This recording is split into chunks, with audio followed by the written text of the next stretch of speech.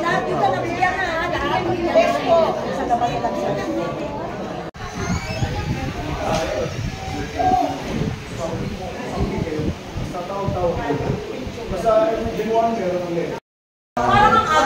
Afternoon! I'm happy to be here sa seniors party nila sir. Siyempre mahal na mahal namin sa inyo. Mahal na sa inyo.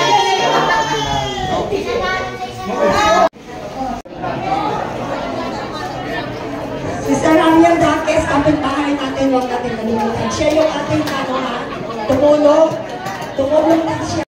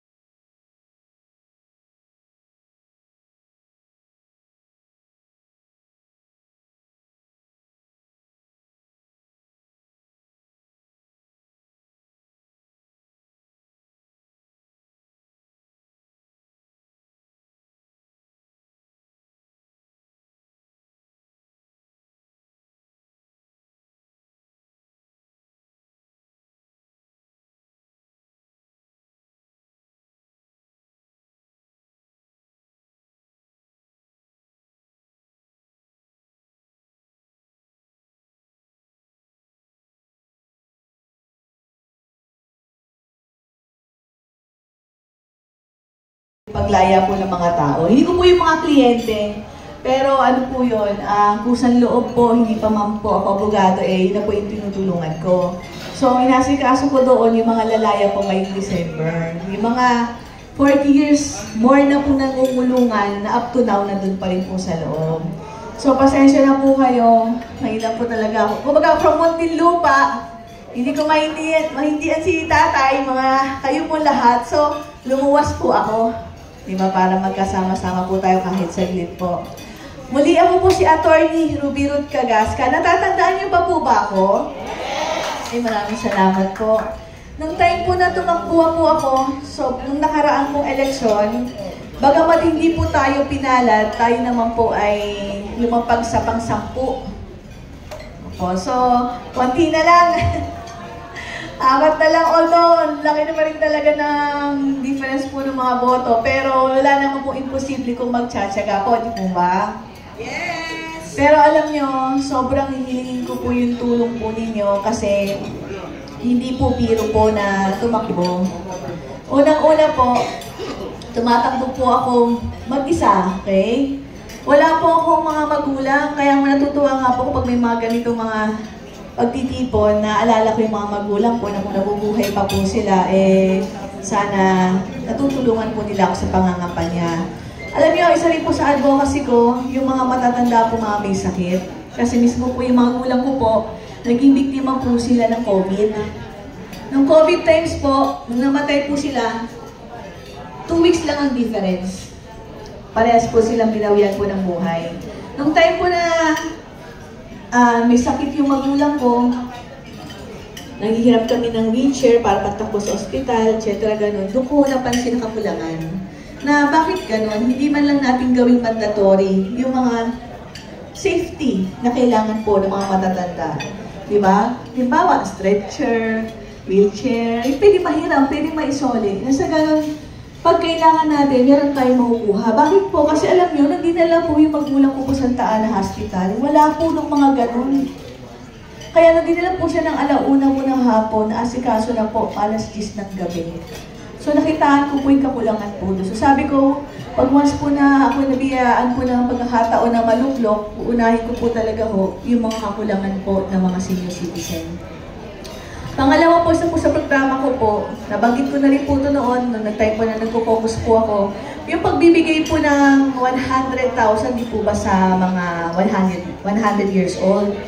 Which is, in fact po, or in truth, hindi naman po napapakinabangan yun ng mga senior citizens. Opo. At totoo ho nun, ang naikinabang, ibang tao, di ba? Swerte nga po kung anak po ninyo or apo ninyo ang makikinabang. Pero kung minsan po ang nakikinabang, asawa pa ng anak nyo, asawa pa ng apo nyo, di ba? Tapos kayo, nakaratay, hindi man lang naintindihan natin na tamang mark na kayo. So yung purpose po kung bakit ibinibigay po yung senior citizen po na benepisyo na 100,000 is nawawala na po. Kung kaya siya binibigay is para mapakinabangan, para ma-enjoy nyo, para ma-share nyo sa pamilya nyo. Pero sa ganong edad, ma-enjoy nyo pa ba yun? Hindi na po talaga.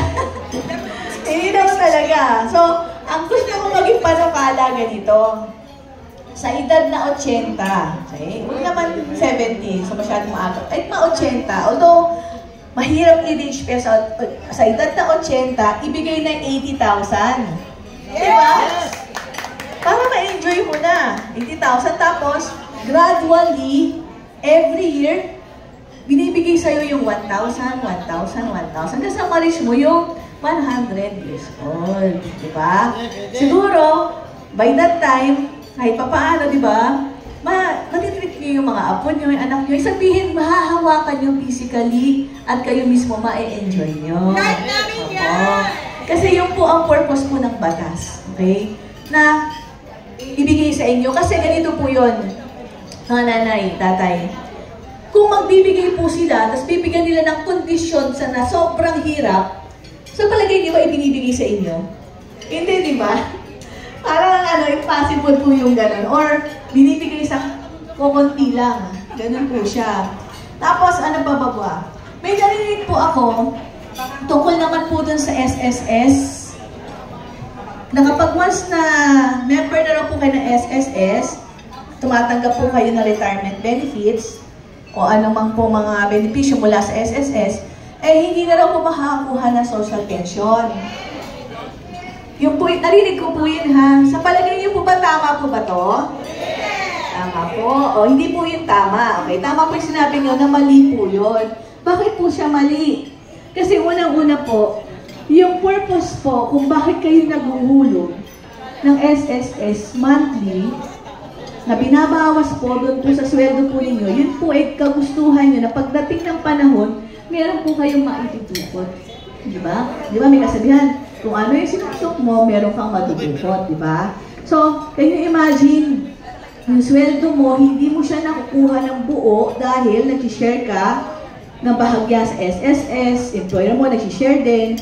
Tapos, matapos ang 120 na hulog mo, ang mangyayari, hindi mo siya ganun ma-feel. Bakit? Kasi, although matatanggap mo siya, di ba? Pero, yung kawalan ng pagkakataon na makatanggap mula sa gobyerno, parang hindi siya patas. Kasi, mas pinaburan niya pa yung isang taong walang hanap buhay, wala man lang contribution, di ba? Yung hindi man lang naghirap. Di, pag ganun kasi po, magiging mentalidad natin, mabuti lang maging tambay, ganun din naman pala, meron naman pala akong biyaya, di ba?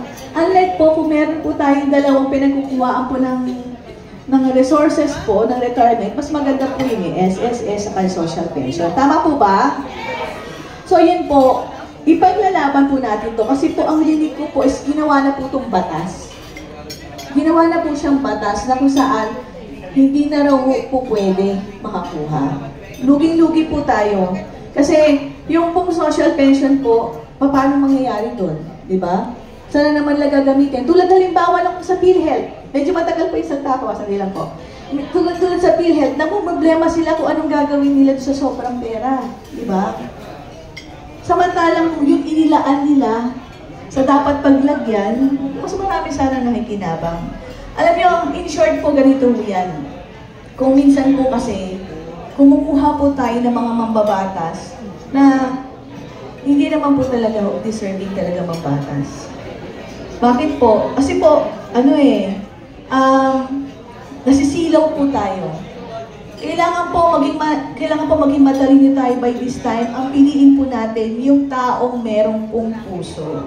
Yung tao po na talagang ang dedikasyon po niya is makatulong po sa tao at hindi po yung pang sarili lang. Marami pong ganyan. Puro po pang sarili lang.